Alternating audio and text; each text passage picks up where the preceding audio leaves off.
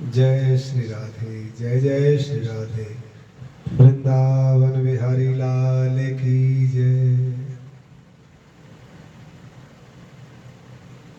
आज कई दिन बाद फिर पुनः आपके सामने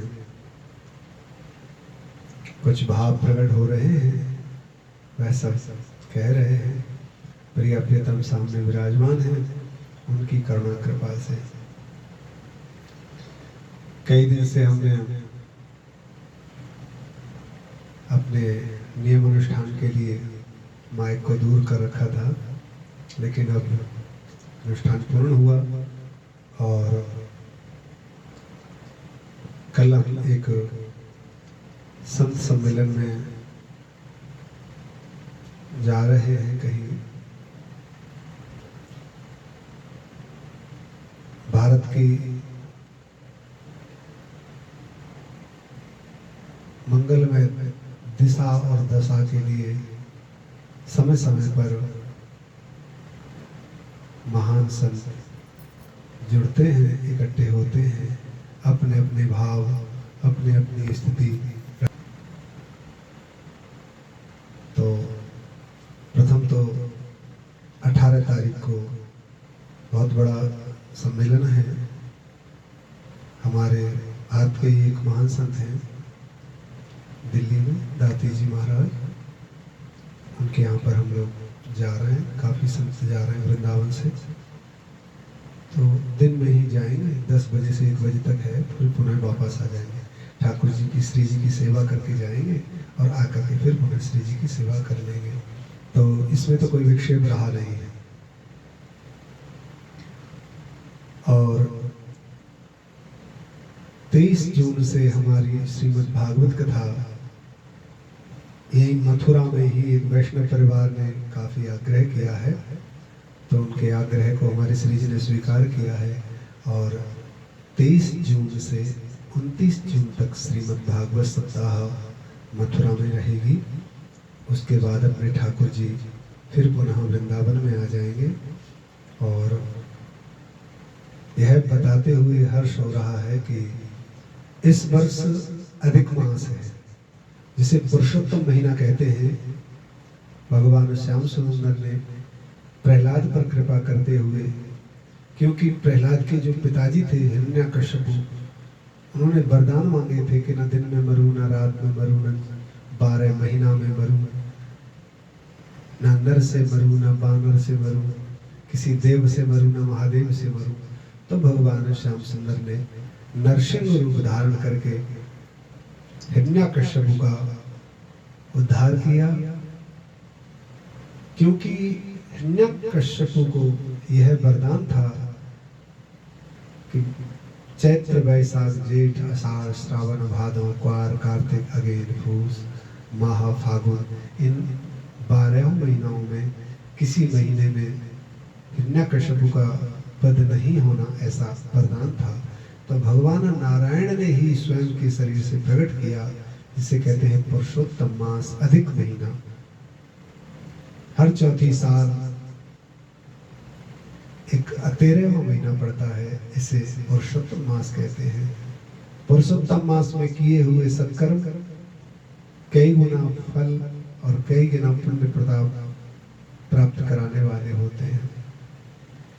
अधिक मास में जो कभी भी परिक्रमा नहीं लगाते, वो भी वृंदावन की परिक्रमा लगाते हैं।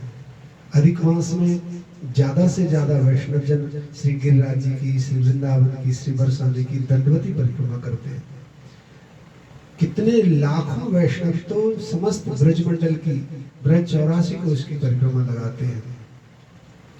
तो अपार हर्ष के साथ में हम आपको सूचना निवेदन कर रहे हैं, 18 तारीख से पुरुषोत्तम महीना प्रारंभ हो रहा है।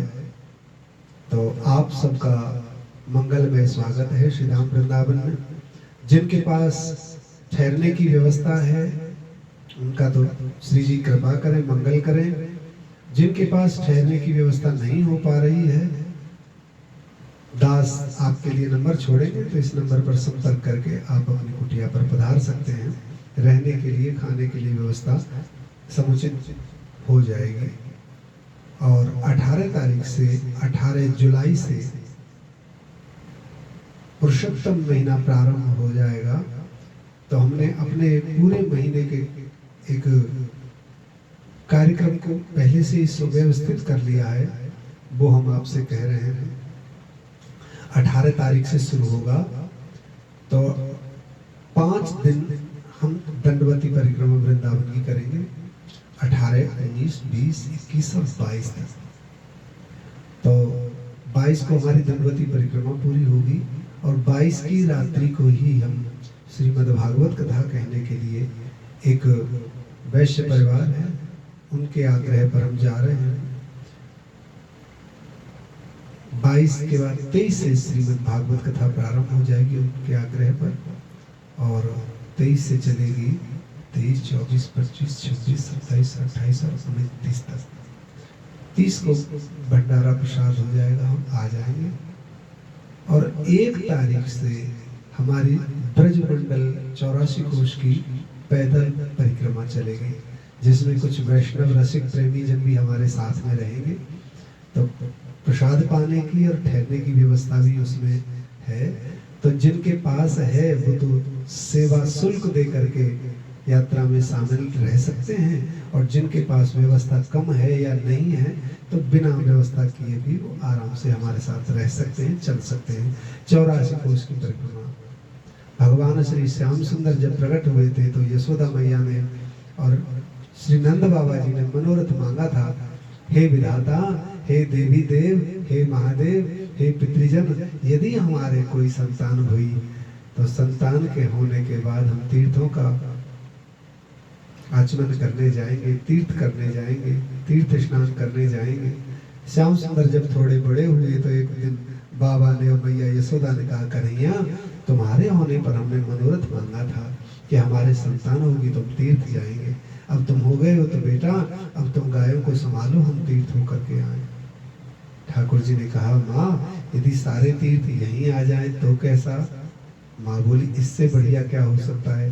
तो भगवान श्याम सुंदर ने बंसी बजाई और सब देवताओं, सब तीर्थों के पास, सब नदियों के पास, सब सरोवरों के पास, सभी धामों के पास, सारी पुरियों के पास संदेश भेजा। तो चारों धाम, सप्तपुरी, समस्त तीर्थ श्रीधाम ब्रज में पधारे और समस्त ब्रज 84 कोश में भगवान श्याम सुंदर जब तक रहे आनंद से विराजे। ठाकुर के जाने के बाद भी एक रूप से पूरे संपूर्ण भारत के जितने भी तीर्थ हैं वो ब्रज मंडल में ही विराजमान हो गए। तो हम प्रतिवर्ष ब्रज की एक परिक्रमा करने के लिए जाते हैं। कार्तिक के महीने में रहती है वह परिक्रमा हमारी। तो कार्तिक के महीने में तो हम जाते हैं वाहनों के द्वारा, क्योंकि इसमें बहुत सारे रसिक प्रेमी पूरे भारत से आते हैं। तब तो हम गाड़ियों के द्वारा जाते हैं, गाड़ियों में उचित प्रबंध रहता है। यहाँ से बाल भोग करके चलते हैं, चना का बाल भोग, चाय के साथ में लस्सी का भोग, खिचड़ी के साथ में दूध का भोग, आदि आदि जो बाल भोग होता है वो बाल भोग करके चलते हैं। यात्रा करते हुए, दर्शन करते हुए, सत्संग करते हुए, भजन कीर्तन, नाच गान, संकीर्तन, सब आनंद रस प्राप्त करते हुए दोपहर तक जहाँ यात्रा पहुँचती है, फिर एक वाहन के द्वारा गरम गरम प्रसादी जहाँ हमारी यात्रा पहुँच जाती है वहीं पर वाहन के द्वारा भोजन प्रसाद पहुँच जाता है। दोपहर में सब लोग प्रसाद पा करके थोड़ी देर विश्राम करते हैं वहीं पर जहाँ भोजन प्रसाद की व्यवस्था रहती है। उसके बाद फिर पुनः यात्रा प्रारंभ हो जाती है। तो संध्या का समय जब होता है तो संध्या आरती जहाँ हमें पहुँचते में हो जाती है, उसी तीर्थ की संध्या आरती करने के बाद फिर पुनः वृंदावन में वापस हो लेते हैं। वृंदावन में आते ही सब लोग चाय वाले चाय लेते हैं, लस्सी वाले लस्सी, दूध वाले दूध, दही वाले दही, जिनको जैसा रुचिकर होता है वो वैसा पाते हैं। फिर उसके बाद अंत में 9 या 10 बजे तक पर भोजन प्रसाद होता है।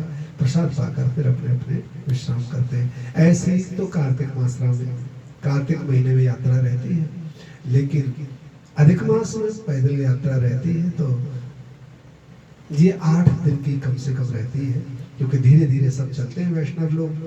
और बाहर से शहरों से, क्योंकि शहर के लोगों को चलने की आदत तो होती नहीं है, लेकिन उनकी अवस्था को ध्यान में रखते हुए और थोड़े धीरे धीरे और सुविधाजनक और सामर्थ्य और योग्यता के अनुसार यात्रा को हम चलाते हैं।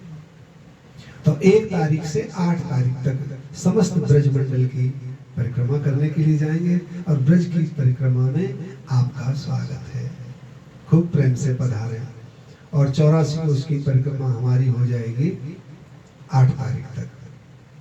तो फिर पुनः हमारी 8 तारीख से ही श्रीधाम वृंदावन में हमारे बहुत ही प्रिय, हमारे बड़े भ्राता समान पूज्य महाराज श्री विजयदास भैया जी महाराज का आनंद धाम आश्रम है, जिसमें शेष नारायण मंदिर भारत का अनूठा मंदिर है, अद्भुत और अनोखा मंदिर है। श्री शेष नारायण मंदिर का कैला देवी मैया के बगल में परिक्रमा मार्ग वृंदावन में, वहीं पर दास की भी छोटी सी झोंपड़ी अब बनने जा रही है। तो आनंद धाम आश्रम में फिर 8 तारीख से 15 तारीख तक श्रीमद् भागवत कथा का विशेष आयोजन रखा गया है और उसमें आप सब सम्मिलित रहें। पुरुषोत्तम मास में जो वास करना चाह रहे हैं, अधिक मास का जो कल्प वास करना चाह रहे हैं वृंदावन में, उनका स्वागत है। वो आए प्रेम से और वृंदावन में वास करें।